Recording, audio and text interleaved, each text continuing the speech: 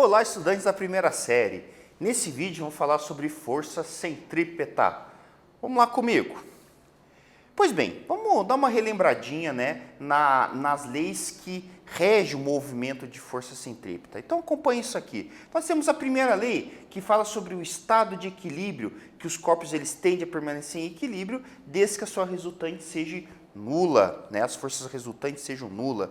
Também falou que a segunda lei diz que quando essa resultante não é nula, quer dizer que nós não estamos numa situação de equilíbrio, ou seja, existe a atuação de uma força e que essa força causa mudança na quantidade de movimento, ou seja, causa aceleração.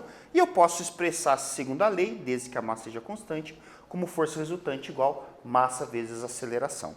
Pois bem, vamos falar sobre força centrípeta.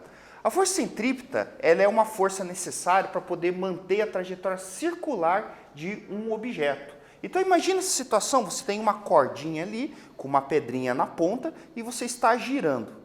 Então, o fato de você ter a cordinha presa, está causando uma tração, faz uma mudança de trajetória. Ou seja, toda vez que a pedrinha vai querer sair em linha reta, vem a tração e puff nela, ajeita ela de volta. E assim vai fazendo esse processo, vai constantemente corrigindo a sua trajetória. Certo? Então, fazendo com que haja uma aceleração nesse caso. Pois bem, vamos fazer um exemplo aqui. Forças atuantes em uma funda ou atiradeira. Então, a gente está utilizando aqui, por exemplo, o cara está usando uma tiradeira, poder atirar um projétil, por exemplo, para atingir o seu alvo. E aí você tem o seguinte, nós temos a força centrípeta, que está sempre apontada para o centro da trajetória. Nós podemos ter uma força tangencial, que é aquela força que faz o objeto acelerar a sua velocidade, ou seja, aumentar o módulo da velocidade. E, como ação, nós vamos ter uma trajetória circular. Lembre-se que a força centrípeta, ela simplesmente faz a correção, simplesmente não, muita coisa, Ela faz a correção da trajetória. Ela não é responsável por aumentar a velocidade em módulo. Esse caso seria uma força tangencial, ok? Bem, vamos falar sobre um baita de um exemplo, o chamado globo da morte. Então, o globo da morte, você pode perceber que o cara está lá, girando, e de repente vem um e passa na parte superior do globo. E o mais engraçado é quando tem muitas motos. O que está acontecendo nesse processo? Por que ele tem que ficar girando desse jeito e de repente chega lá e passa na parte de cima? Por que não fica fazendo isso direto? Vamos mostrar. Nesse caso, a força normal de reação ao contato da moto com a esfera aponta para o centro da esfera e a força-peso da moto é sempre apontada para a parte de baixo.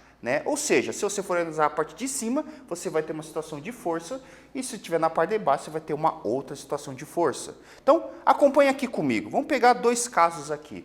Então, o caso na parte inferior do globo. O que está acontecendo?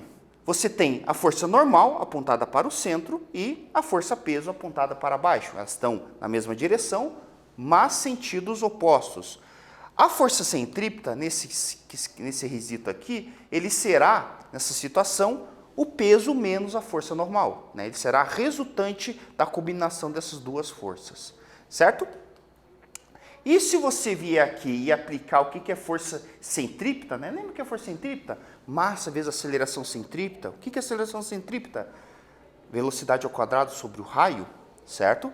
Você vai ter isso aqui, que peso menos a normal será igual a massa vezes a velocidade do objeto aqui no ponto A sobre o raio.